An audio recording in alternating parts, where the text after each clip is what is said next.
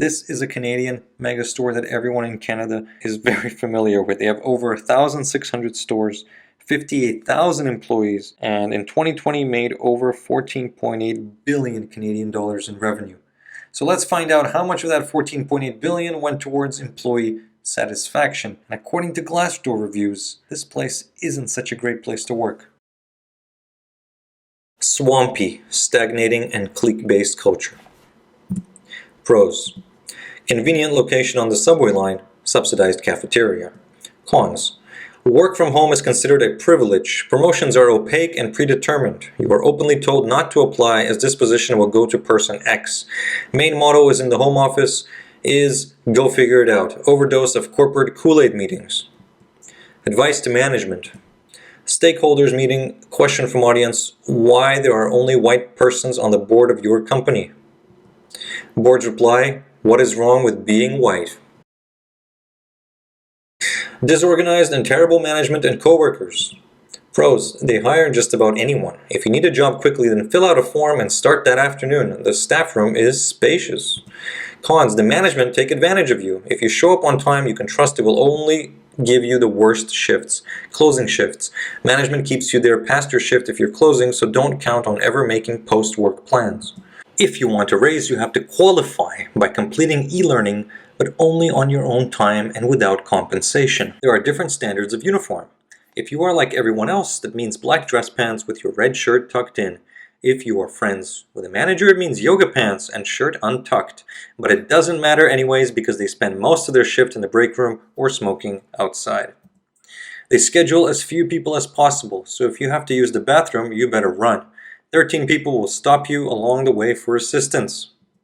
Advice to management. Get a real job. It's a retail company who thinks it's competing with Amazon without any technology, reveals a senior software engineer. Pros: if you don't want to work and still want to get paid, this is the company. Cons: this is a company which knows nothing about technology. It's just a retail company which has a small IT division which supports a few requests from business. However, top management and lower management also thinks they are competing with Amazon and says that very proudly in company all-hands meetings.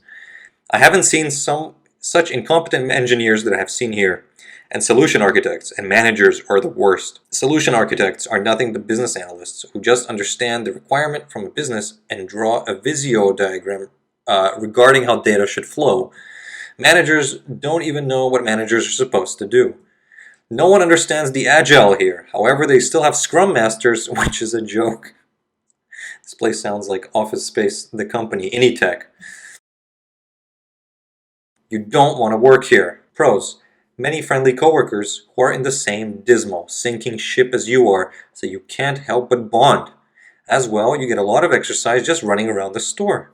Their inventory system, when the tools are working, can actually be fun to use. Cons: customers and their children will assault you, and depending on which manager is on duty, you may or may not be found at fault. Some will tell you, quote, we provide a service, and that when customers verbally and physically abuse you, it's part of your job. You are also exposed to a lot of toxic chemicals, with very little instruction on how to deal with a spill. Sure, there are courses you have to take, but when it actually happens, you will have to scramble all by yourself to clean it up. There are a lot of other cons, but most significant is that when the minimum wage increase came in, they cut your hours by 60%. No one can live on that. Then they post a "we're hiring" sign at the front door to further demoralize their employees. Best time of my life. Is this going to be sarcastic? Pros: close to home, 5-minute bike ride. Made me appreciate any other job. Gave me time to reflect on life.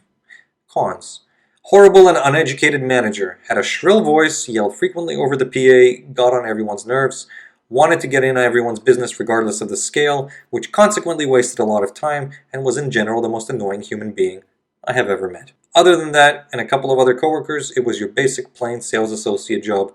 They just made it 10 times worse. Advice to management: don't hire annoying humans. I think that's a good policy for any company. If you guys have worked there, let us know in the comment section if these sound exaggerated or true to life. Otherwise, subscribe for more, and thanks for watching.